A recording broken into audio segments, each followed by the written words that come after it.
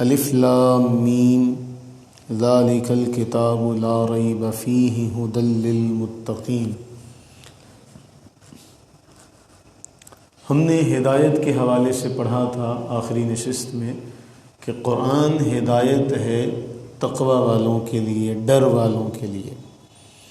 سوال یہ پیدا ہوتا ہے کہ قرآن کریم کی ہدایت سے فائدہ ڈر والے ہی کیوں اٹھا رہے ہیں، یا دوسرے معنی میں یہ کہا جائے، دوسرے لفظوں میں یوں کہا جائے کہ قرآن کریم یہ کیوں چاہتا ہے کہ ھدی للمتقین، کہ جو ڈر والے ہیں انہیں ہدایت ملے گی، کہ ہدایت صرف ان کے لیے خاص ہے جو متقین ہیں، یعنی ہے تو ھدی للناس، سب لوگوں کے لیے ہدایت، لیکن اصل اس کی ہدایت سے فیضیاب وہ ہوں گے جو ڈر والے ہیں۔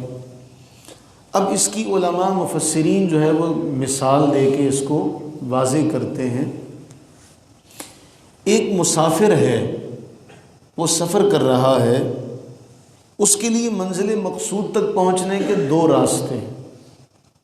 ایک راستہ جو ہے وہ خطرے سے خالی ہے، آرام دہ ہے، بے خطر ہے، اور دوسرا جو ہے وہ پر خطر ہے۔ ایک پرامن ہے، امن والا ہے، دوسرا جو ہے وہ خطرے والا۔ اب جو پرخطر راستہ ہے، جو خطرے والا راستہ ہے، اس راستے میں آگے شیر وغیرہ ہے، یا اسے بتایا جاتا جی اس راستے میں آگے جا کے سنسان جگہ آتی ہے، یہاں ڈاکو وغیرہ ہے۔ اب اگر وہ اس راستے کو اپناتا ہے جس راستے کے بارے میں اسے یہ بتایا گیا کہ یہاں درمیان میں یا تو شیر آ جائے گا یا ڈاکو مل جائیں گے، تو وہ کبھی بھی عقل مند اس راستے کو اختیار نہیں کرے گا، وہ دوسرے راستے کو اختیار کر لے گا، وہ لمبا ہی کیوں نہ ہو، دشوار گزار کیوں نہ ہو۔ اب اس معاملے میں جو ڈر والا ہے وہ منزل مقصود تک پہنچ جائے گا۔ اگر وہ کہے نہیں نہیں کوئی بات نہیں ہے، میں کچھ نہیں ہوتا، آگے وہ کہنے جی جو ہوگا دیکھا جائے گا، آگے اگر کوئی شیر مل جاتا ہے، درندہ مل جاتا ہے، یا اسے بدقسمتی سے آگے کوئی ایسا معاملہ پیش آ جاتا ہے، قطاع الطریق راستے میں لٹیرے مل جاتے ہیں، تو پھر وہ اپنی منزل مقصود تک پہنچ نہیں سکے گا۔ یعنی اگر وہ شیر سے نہیں ڈرتا، راستے میں لٹیروں سے نہیں ڈرتا، تو وہ اپنی منزل مقصود تک پہنچ نہیں سکتا۔ اسی طرح جو شخص اللہ سے ڈرتا ہو وہ ہمیشہ وہ راستہ اختیار کرے گا جس پر چل کر رحمت الہی، اللہ کی رضا، اللہ کی خوشنودی اسے حاصل ہو جائے۔ وہ کبھی بھی اس راستے کو اختیار نہیں کرے گا جس پر اللہ کی ناراضگی کا اسے شک بھی ہو۔ یقین والی بات نہیں ہے، یہ بڑی اہم بات ہے۔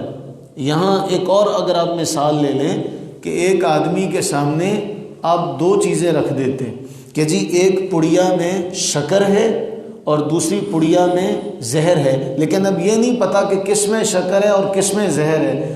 اب وہ ان دونوں کو استعمال نہیں کرے گا، وہ ان دونوں کو پھینک دے گا۔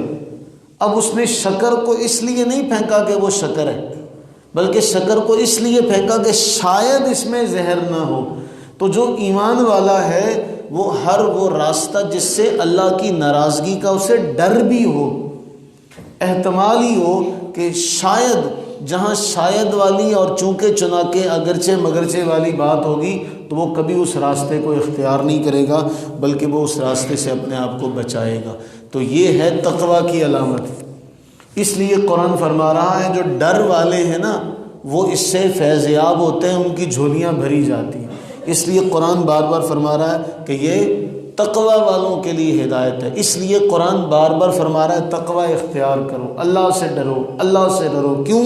جو اللہ سے ڈرنے والا ہوتا ہے، چونکہ اس کتاب کا بنیادی جو معاملہ ہے وہ کیا ہے کہ یہ دو باتیں، جو پہلے سے ڈر رہے ہیں یہ ان کو اللہ کی رحمت کے سائے تلے لے جاتی ہے، اور جو دوسرے ہوتے ہیں ان کو پہلے ڈراتی ہے۔ اس کتاب سے پہلے ان کو ڈرایا جاتا ہے، ڈر سنایا جاتا ہے۔ جب ڈر ان کے دل میں پیدا ہو جاتا ہے، وہ خوف کہ اس عالم میں آتے ہیں کہ نہیں، اب ہم اللہ کی ناراضگی کے کسی راستے کو اختیار نہیں کریں گے جس میں شک ہی کیوں نہ ہو۔ یقین والی بات نہیں ہو رہی کہ ایک آدمی کو پتہ ہے کہ جی یہ راستہ گناہ کی طرف جاتا ہے، نہیں، اس کو پتہ ہے یہ کہیں اللہ کی ناراضگی نہ ہو، وہ اس راستے کو نہیں۔ شک والا جو معاملہ ہے، مشتبہ جو معاملہ، وہ اس سے اپنے آپ کو بچا لے گا۔